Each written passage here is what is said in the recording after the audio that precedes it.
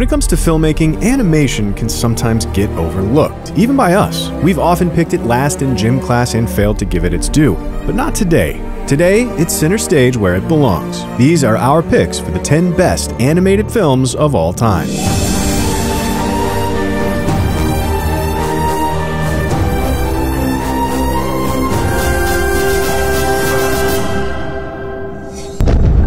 Our deep dive into animation starts at what we think is the obvious beginning: fantasy adventure films, aka fairy tales, magic heroes' journeys through exciting new worlds that only animation could create. Our favorites are the likes of Snow White, Sleeping Beauty, Tangled, and Song of the Sea. We love the mythology of Kubo and the Two Strings, the insanity of The Secrets of Nim, and the beautiful psychedelia of Son of the White Mare. However, if there is a studio that tells fairy tales better than anyone else, it's gotta be Ghibli. From the gorgeous tale of Princess Kaguya, to the wordless simplicity of the Red Turtle, to the stirring epic of Princess Mononoke, to the... we could basically list them all as runners-up here. Frankly, we could defend most of them as the actual pick, but because we have to pick just one, we're going with Spirited Away. You have to hold your breath while we cross the bridge. Even the tiniest breath will break the spell, and then everyone will see you. Welcome, welcome! Always nice to see you. Welcome back. Welcome. I'm back from my mission. Welcome. Welcome back, Master Haku. Take a deep breath. Hold it.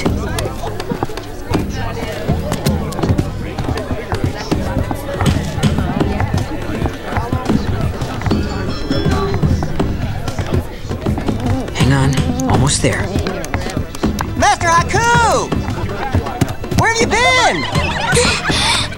What? A human? Hayao Miyazaki's beloved fable about a young girl who accidentally wanders into a bathhouse in the spirit realm and must save her parents from the witch who rules it really is the pinnacle of fairy tales. The animation style perfectly conjures a spectacular world of whimsy filled with new delights around every corner, setting the scene for a story that fills you with a warm and gentle sense of courage, populated by characters even the worst of which you kind of love. With absolutely no data whatsoever, we can still confidently say that it is responsible for the most anime skeptic-to-fan conversions of any movie ever, because it genuinely is almost impossible not to love. Of course, fairy tales work just as well without the sorcery, and contemporary animated adventures deliver the exact same kind of emotional ride without all the bippity-boppity. You'll find a lot of the Pixar movies updating their Disney ancestors here, especially Up and Finding Nemo, and you get Wes Anderson's stop-motion films, which are equal parts gripping and beautiful and weird, and the gorgeous steampunk setting of April and the Extraordinary World, and obviously The Lion King. But of adventure films, the one that stands out most in our mind is a little film called Boy and the World.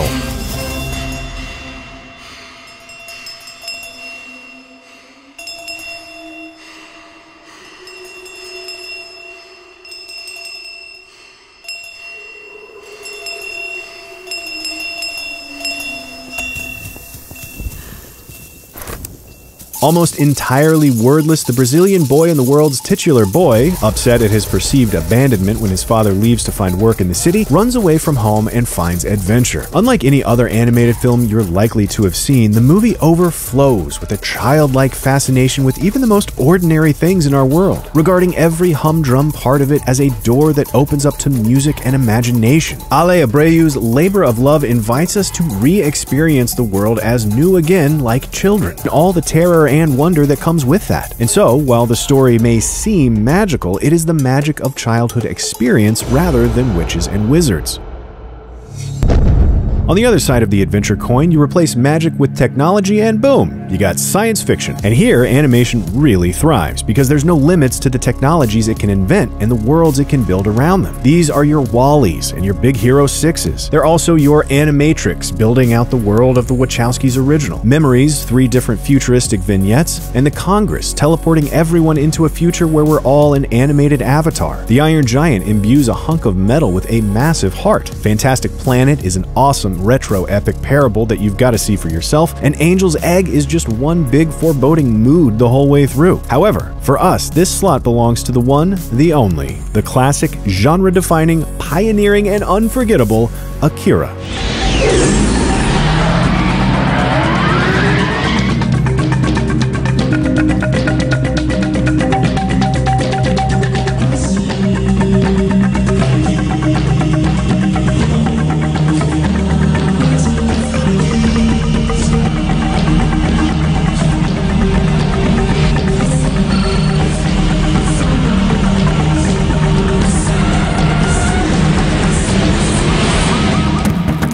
Crackling with energy and vibrance and violence, Akira's dystopian cyberpunk Neo-Tokyo is as explosively alive as it is toweringly influential. The most expensive anime ever made at its time, Akira is widely regarded as responsible for introducing much of the world to the genre in 1988 when it was released. And what an anime for the world to see! Blade Runner at 100 miles per hour, popping pills, fomenting revolution and barely veiling its nuclear anxieties. And within this reconstructed world of embattled factions vying for the survival of humanity, Katsuhiro Otomo dares to focus on this simple tale of childhood dependence and teenage envy. But it doesn't feel petty or slight, it carries real weight without collapsing into a black hole of melodrama. And over 30 years later, it still feels fresh and filled with vim and vigor. Next up, we're looking at the best of animated action, and in a lot of ways it's hard to draw a distinction here. Was Akira not also an action film? Genre-focused categorization is a lot harder with animation because so many of them have a little of everything. It's part of what can make animated films so enjoyable. But there are animated films that stand out for their imaginative physical set pieces. How to Train Your Dragon, The Kung Fu Pandas, and the Incredible movies, particularly the second one, features some of the most intricately choreographed action you'll find in a summer blockbuster. We went back and forth about picking the end of Evangelion either here or in the previous category, but decided against it because it wasn't something you could jump into on its own. So instead, we're going with the astonishingly kinetic Into the Spiderverse. Is that all you got? You're gonna fight or you just bump and gum, you hard-boiled turtle slapper?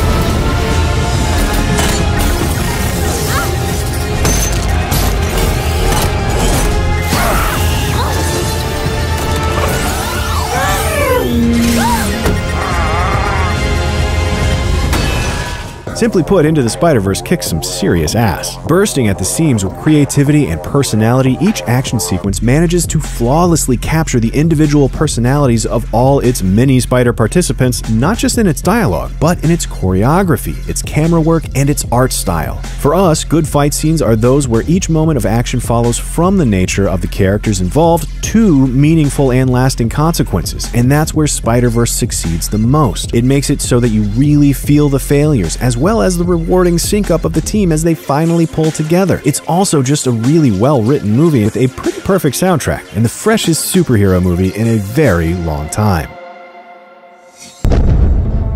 Animated movies that outright belong to the horror genre are rarer still. I think on some level, studios might feel uncomfortable combining a darkness that's typically designed for adults with a style that's stereotypically family-friendly. Although it seems like animators react to this by including shockingly frightening moments in movies made for kids. Seriously, it seemed like there was this whole period in the 80s and early 90s where they got their kicks scaring the shit out of kids in otherwise G-rated affairs. But there are some full-on horrors. Coraline is pretty incredible and definitely designed around fear, and Fears of the Dark is an impressive black and white animated horror anthology. Plague Dogs is maybe more mortifying than it is spooky, while The Nightmare Before Christmas and The Corpse Bride aren't entirely horror films as much as they just wear horror clothes, but we love them so we want to give them a shout out. But our pick, and the one we think is most likely to give you actual nightmares, like seriously, I'm still having them, how do I make them stop, is a more recent film called The Wolf House.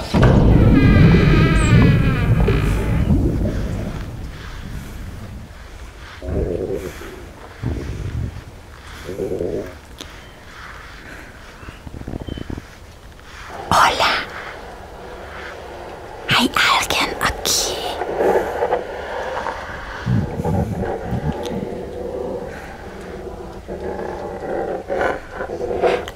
¿Hay algún chileno aquí? Permiso. Yo necesito de su ayuda.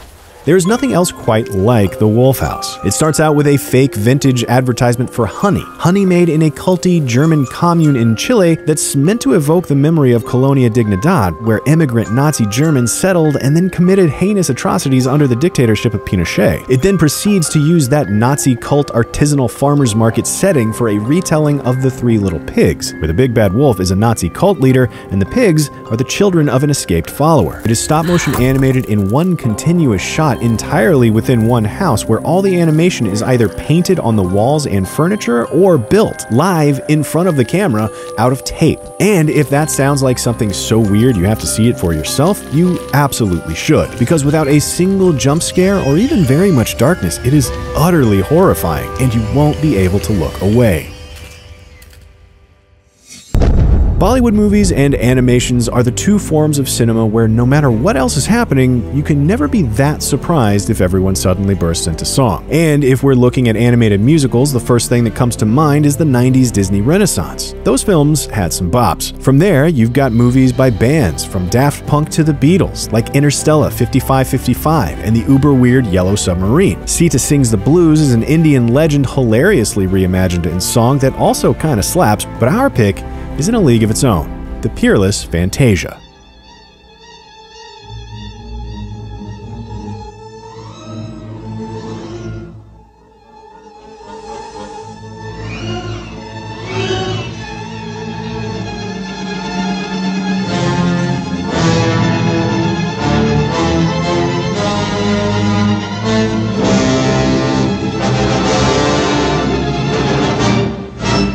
What started as a modest comeback attempt for Mickey Mouse in light of dwindling national interest turned into a devilishly ambitious attempt by Walt Disney to firmly establish animation as a legitimate art form and bring classical music to the masses. It revolutionized sound technology, flopped on release, and only reached the soaring heights of which he dreamed after his death. And that's certainly fair. The original release was marred by some of Disney's uglier tendencies. It wasn't until 1969, after his death, that the studio was able to remake the offending sequences in order to free it from his prejudices. And it is now what it always could have been. Today's Fantasia, along with, to a lesser extent, its sequel, represents a form of communal synesthesia, an opportunity to collectively dream famous pieces of timeless music into existence together, as well as an invitation to simply marvel at beauty. Next up, we wanted to look at animated comedies, but it's even harder to draw a line there because it turns out even the saddest, most heart-stomping animated films are also somehow hilarious? Like, most animated dramas are funnier than most non-animated comedies. But there are some for which humor seems to be what's most important. We're thinking Shrek, and the South Park movie, and the Lego movie, and The Emperor's New Groove, the triplets of Belleville, and a lesser-known flick called Wrinkles. But our favorites tend to be the claymated works of Nick Park. He made Chicken Run, Shaun of the Sheep, and the Wallace and Gromit films, particularly our next pick, The Wrong Trousers. What's happening? Catch me, Gromit!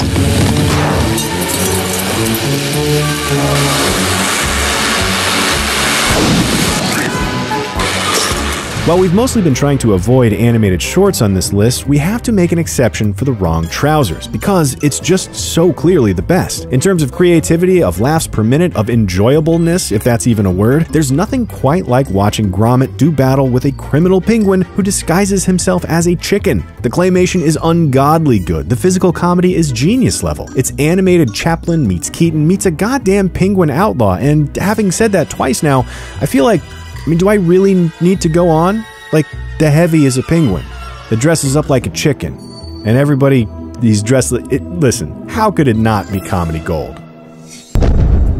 As we enter our final three, we arrive at the more serious, dramatic animated fare, which, like we said, is probably also still hysterical. And we've split dramas into two categories. The family-friendly category of G and PG-rated films, which are still usually quite meaningful to adults, and the more mature dramas that are designed for older audiences alone. Of those that are family-friendly, we get our hearts ripped out by Bambi, and My Life as a Zucchini, and My Neighbor Totoro, and oh my god, Only Yesterday. But here, there's obviously a studio that has it more dialed in than everybody else. Pixar, with Up, with Inside Out, with Soul, with Ratatouille, so much so with Coco, but for our number 3 pick, we think we have to go with the classic Toy Story.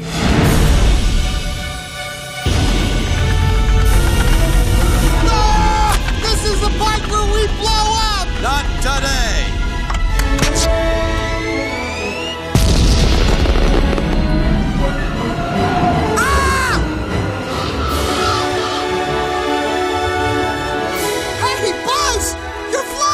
This isn't flying, this is falling with style.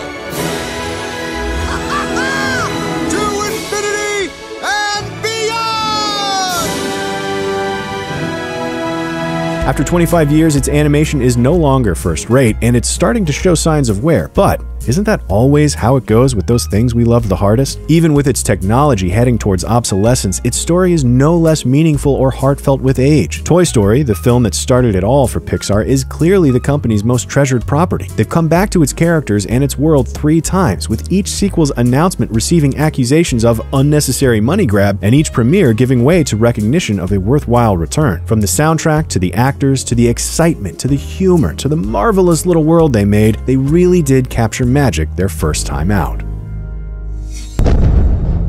Of those animated dramas we love that aim a little older than Toy Story, we've got gorgeous young adult love stories like Your Name and A Silent Voice. We've got heart-wrenching films that'll ruin your day like Grave of the Fireflies and Watership Down. We've got violence that feels terrifying and real in Tower and Waltz with Bashir. We've got the world's only oil-painted film, Loving Vincent, which is just wow. And we've got The Illusionist, which is an adaptation of Jacques Tati's clowning in gorgeous hand-drawn form that is ever so slightly edged out by our number 2 pick, Persepolis. Filles et fils de l'Iran, la guerre a tué nos meilleurs enfants. Pour qui sont-ils morts? C'est pour nous. C'est pour nous.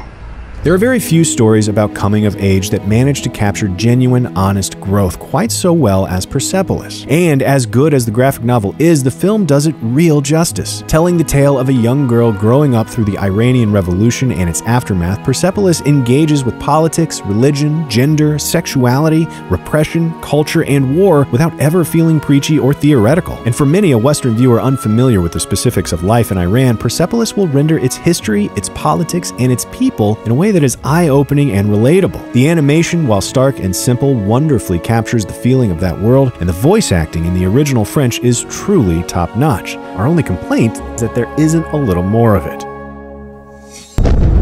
Finally, closing in at number 1, we wanted to make space for those genre-defying, mind-bending animated films that twist the artistic form through time and space in ways unlike anything else that, at their best, reach for the heights of high art. This is Waking Life, interrogating the liminal space between reality and dreams. This is Anomalisa, making the artifice of stop-motion an analog for the discomfort of being a human. And of course, this is all of the work of Satoshi Kon, bending our minds and ripping a never-ending series of rugs out from under you in movies like Millennium Actress, Perfect Blue, and especially Paprika. However, for our number 1 pick, we think that even the inimitable Satoshi Kon is bested by one Don Hertzfeldt, whose It's Such a Beautiful Day is pretty much perfection. On the way to the bus stop, Bill saw somebody he recognized walking towards him, but he couldn't remember his name. He began to think of things to say when they'd be close enough to acknowledge each other. As they drew nearer, their eyes locked, uncertain if the other was gonna stop to talk. The person greeted Bill, as Bill mixed up the phrases, "What's up?" with "How's it going?" Confused, the person blurted out, "Thanks," before he knew what he was saying. Words caught in Bill's throat, and he replied, "Way." They did a sorta awkward half-turn, and then continued on, now confident that the other was not gonna stop to talk. They never saw each other again, and a day later had each forgotten the whole thing. It's stick figures. They're all just stick figures. But by the end, I promise you, you will feel a profound closeness to one of them that rivals some of your dearest relationships. In fact, he'll feel like you. Such is the piercing quality of Hertzfeldt's insight into the human condition. In 60 minutes of lightning-fast vignettes about a man named Bill as he struggles to hold on to his mind and his memories, narrated entirely by Hertzfeldt himself, you will be transported directly into the vast, complex inner world of this stick figure who is identifiable only because he wears a hat. To say anything else would be to spoil an experience that is truly one of a kind, which is why we think it's one of the best animated films of all time. So what do you think? Disagree with any of our picks? I'm sure we left out some of your favorites. We left out so many favorites, so many of our own favorites. In fact, I'm upset about it too. Let us know in the comments below and be sure to subscribe for more CineFix movie lists.